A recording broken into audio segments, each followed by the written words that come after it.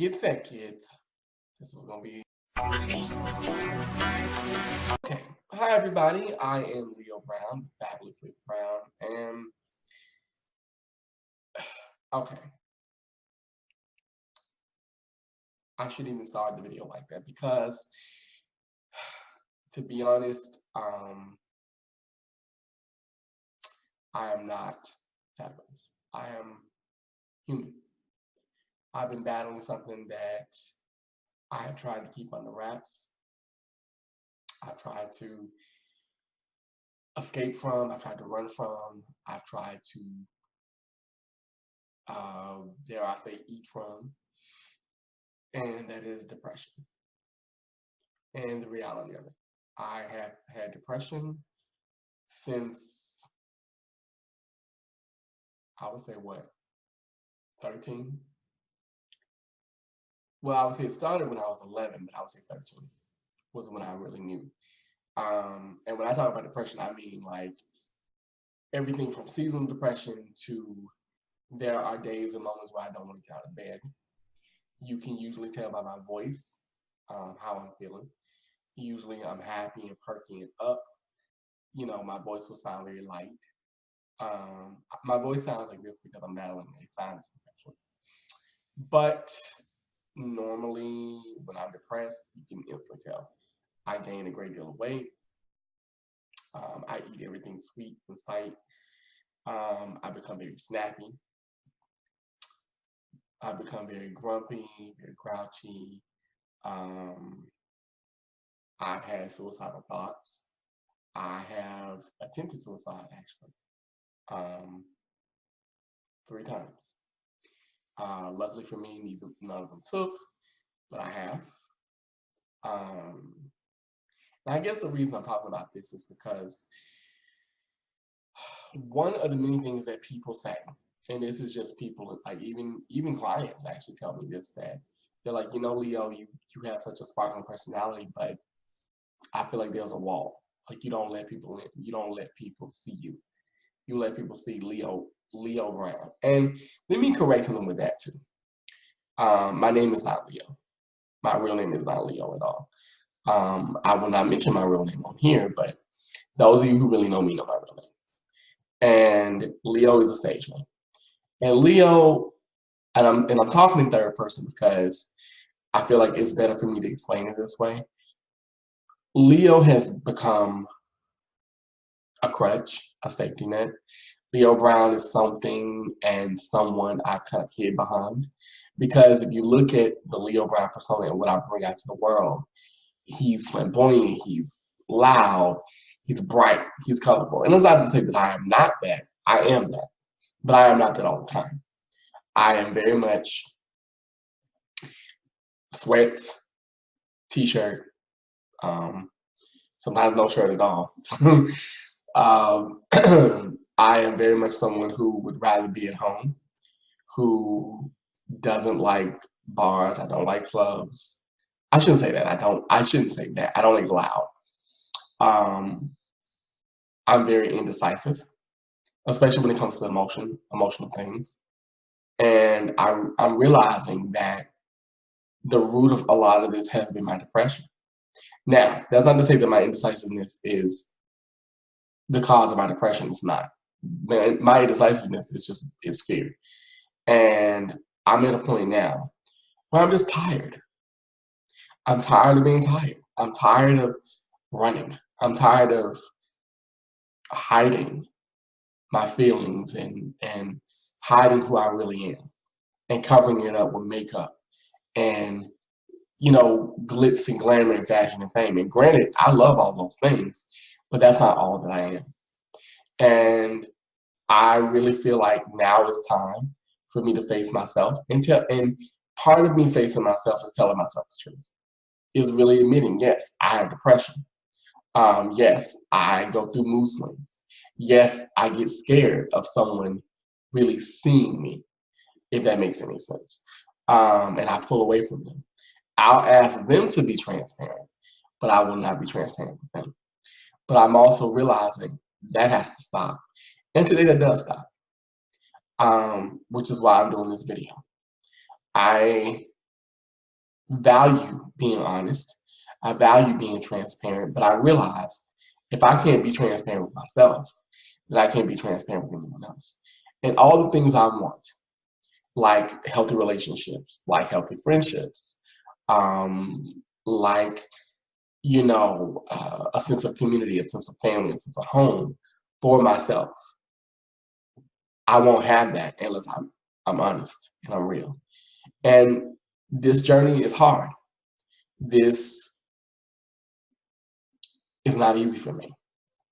This, even doing this video, I was hesitant because it's such a personal thing. It's something that I've always kept private. Um, it's something that, to be honest, I don't like talking about. Um, my depression has affected me.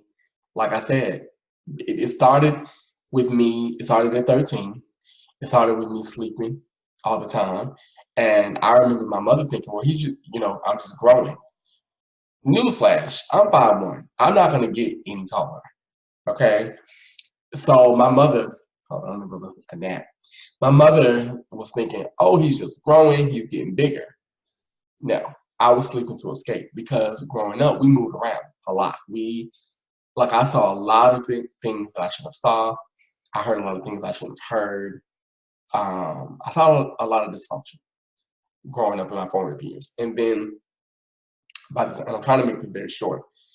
By the time I was 16, excuse me, I realized that I was gay, and I didn't come out to anybody. Like, I came out to myself, but I didn't come out.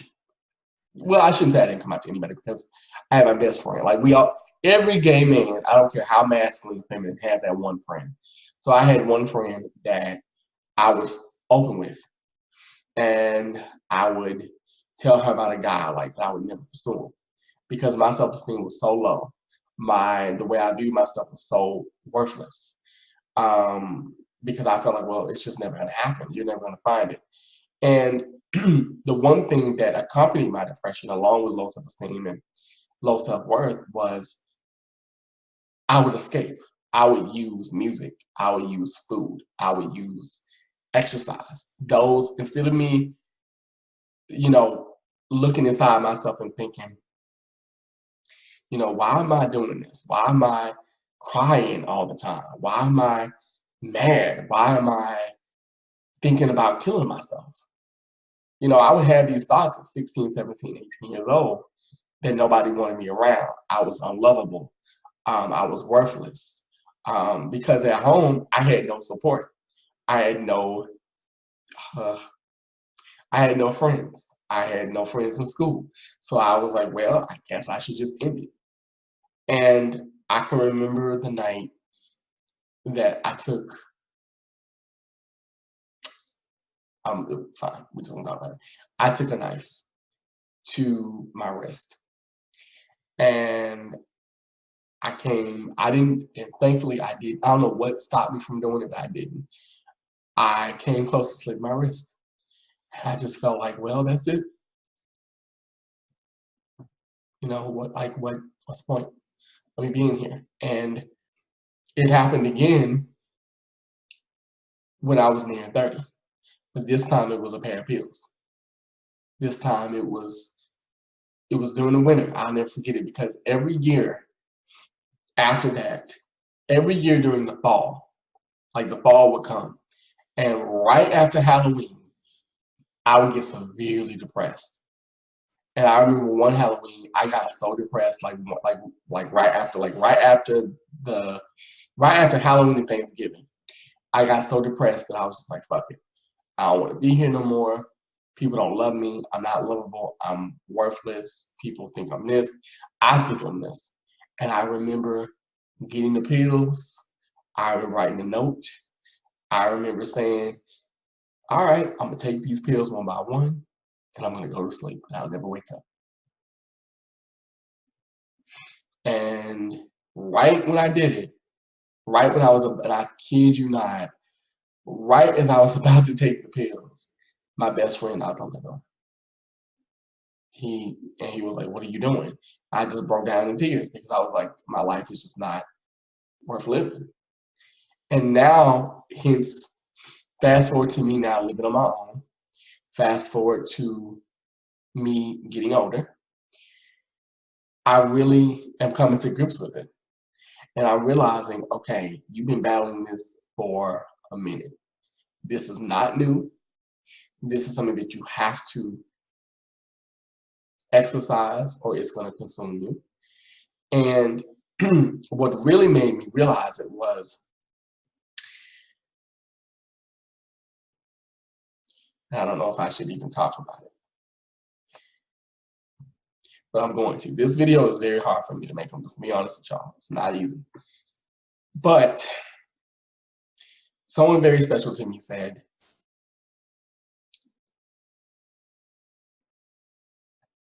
give me a minute. Someone very special to me said, I don't know where to go because you won't show me. You won't, I don't know where you're going. I don't know what to do with you. 1 minute we're good and we get along, and then the next minute it's like you turn on me and you lash out at me. And what I didn't have the heart to tell him was that I was just scared. Not of him, but of my emotions, because I'm a very emotional person. I'm very deep. And I love deeply and I care deeply. And I sometimes, I'm gonna be honest with y'all, I sometimes wish I didn't care so much. But I also realize it's like, but I have to hold myself accountable. And I can't use my emotions as an excuse.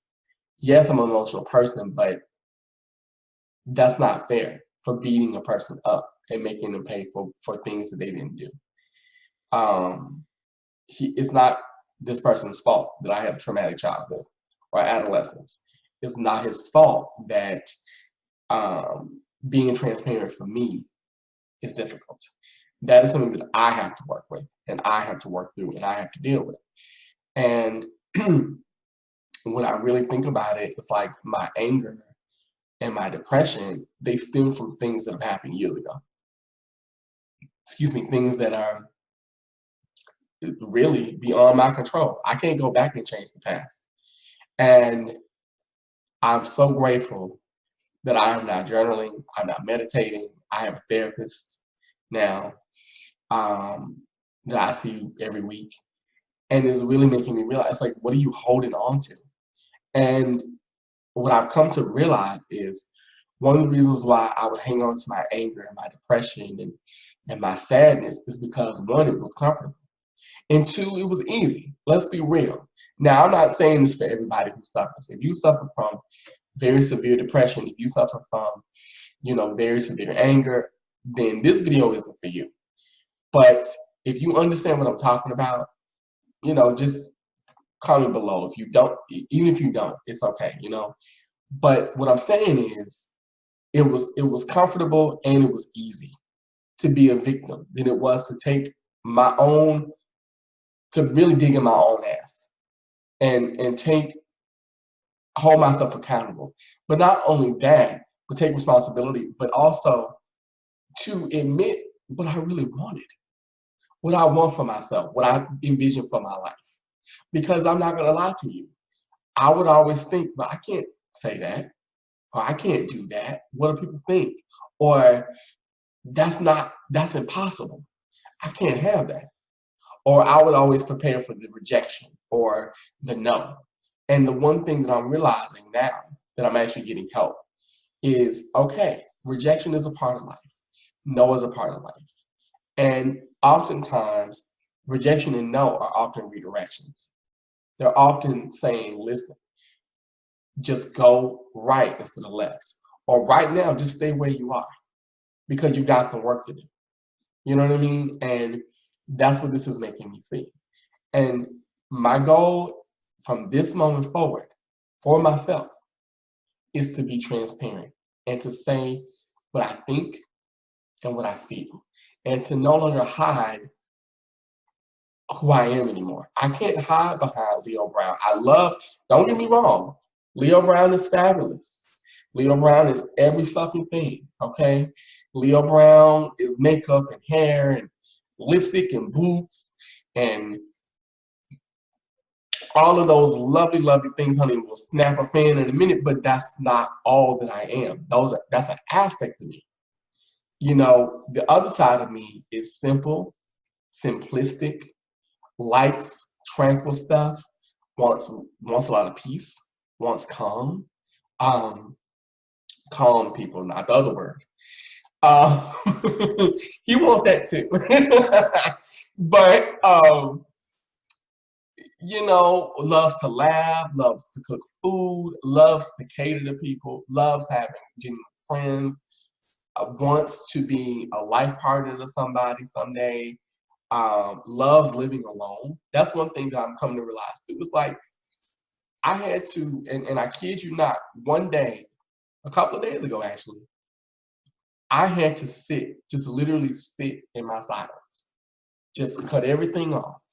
Cut everything off. Just cut off the TV, cut off the, because normally anybody will tell you who's ever come to my apartment, they will tell you that I'm always either cooking something or I am eating or I'm watching TV or I am watching YouTube or something. Like I'm always doing something. There's always noise. There's always activity going on. And and one day I said, you know what? I have to stop doing this. I have to listen to the silence. I have to sit in it just for a moment. Just for 1 minute, I just had to sit. And I sat in it. I cut everything off. I cut all my lights off. I just sat in the dark for like not even 5 minutes, but I just sat in it. And I listened to like my refrigerator hum, and I listened to just the sounds like outside my apartment. And in my head, my voice was like, okay, am I dead? You know, I'm still here, I'm breathing. You know, just listen to my heartbeat. I'm breathing, I'm dealing with it. You know what I mean? And it really made me see it's like, but you're not dead. Like listen, you did it. You sat in silence and it wasn't hard. And it wasn't bad. And if anything, excuse me, I'm sorry. If anything, it was peaceful. It was peaceful to sit and learn to just be with yourself. And the one thing that I will say about living on my own is really making me realize that you have living on your own. Here's what makes living on your own tough. It's not it's not living, it's not the aloneness that makes it tough. What makes it tough is that you have to face yourself. Because I'm gonna give y'all a little backstory. For 13 years, I dealt with people. I'll say this in other videos. I dealt with my roommates, I dealt with my best friends. We were a family for 13 years. All I knew was them. All they knew was me. And so coming from that, going from it just being me and the silence of that, that's a lot. That's a lot. And it's not easy. And I didn't think it was like I thought it, I'm gonna be honest, I thought that it was gonna be easy, that it was gonna be so simple. And I'm like, wow, this is hard. And I shouldn't say it's hard, but it's a really, really, really tough adjustment. It really is. And you would think for somebody my age that it would be, you know, I'd be like, okay, this is okay. I got this. Child, bye. That silence is loud as hell. And it just really made me face myself. And it's making me face myself, which is why, you know, I'm back in therapy, which is why I'm on here and I'm talking about it, because I feel like in order for me to have the kind of life that I want, I have to be honest. I have to be transparent, and most importantly, I have to be real. This past week has made me realize a lot. You know, I thought that I wanted, for instance, if anybody knows me knows, I'm a huge fan of Diana Ross, huge Diana Ross fan. And there's a clip and it's on YouTube. There's a video of her. She's getting interviewed by Barbara Walters. And it's one of my favorite interviews. And I watch it whenever I'm kind of down, like whenever I'm kind of low. And I would watch that video and I would fantasize and I would think, that's gonna be me. I'm gonna live in Connecticut on a gorgeous estate, and I'm gonna have a rich husband, and I'm gonna have 5 kids, 3 girls and 2 boys. And honey, listen, I love me some Lady Di, but I am not her, and she is not me, and that's okay. And I've come to that realization, like it's okay. Like I'm learning, and like I said, I'm learning what it is to no longer escape. I can't run from myself. I can't. Like as much as I want to, part of me is still like, well, we can go into that world, right? Like even when I listen to music, one of the main reasons why I wanted a when I was like even from when I was young, I wanted a career in the entertainment business. One of the main reasons why was because for me, it served as an escape route. Like whenever my mother or her flavor of the month would get into it, music was my go-to. Movies, soap operas, things that were melodramatic. And I'm like, okay. And I'm starting to realize now, I was like, well, wait a minute. That's not your life. That's television. That's not you. That's not who you are. That's just a fantasy. And and here's the thing what I'm saying. There's nothing wrong with wanting to have dreams, wanting to, you know, envision what you would like for yourself. There's nothing wrong with that. But what I'm saying is I can no longer afford to escape my reality, what's around me. I just can't. Because what I'm realizing is when I run away from my reality, I run away from myself. And that's not healthy. And now I can honestly say that I'm happier. I have a clearer mind. I have an idea. I know, like, I shouldn't say I have an idea because that's not true. I know what I want. And now, whether or not people around me want the same as me or as I do, that's on them. And that's fine if you don't want the same as I do. That's fine. And that's with anybody. That's with friends. That's with intimate people. That's fine. We're not supposed to want the same things. But knowing getting to know who I am, getting to know who Leo Brown is so important to me, who he really is. And not the carbon copy of what people think I'm supposed to be or the image that I put out into the world. It's not to say that that image was wrong, because it wasn't wrong. That is me, but that's not all of me. So I'm gonna end this video because I don't want to be too long, but if you're suffering from depression of any type, if you are going through any kind of mental illness, and especially for my people of color who watch this, especially for gay men, I implore you, get help, get therapy, talk to people, journal. I mean, like, you have no clue how journaling can help you. Meditate, at least, even if it's for like 5 minutes. Meditate, you know. Be honest with yourself. Sit in your shit for a while. Just sit in it and let it out. Cry. For those of you who are spiritual, talk to your gods, to whatever you believe in. For me, I talk to my ancestors, and that has helped me a great deal. Do what you can to better you, because the thing of it is, you might be broken. You may feel that you're broken. You might be broken. You might be a little damaged, but you are not dead. Okay? There is hope. There is hope here. There's a light at the end of the tunnel. I know, I'm a living witness. I'm telling you, it is not hard. Is it easy? Hell no. And the thing of it is, there are going to be peaks and there are going to be valleys. But celebrate the valleys and enjoy the peaks, because you learn so much about yourself. I'm telling you, this is what I know, and this is why I just wanted to come on here and share part of my journey with y'all.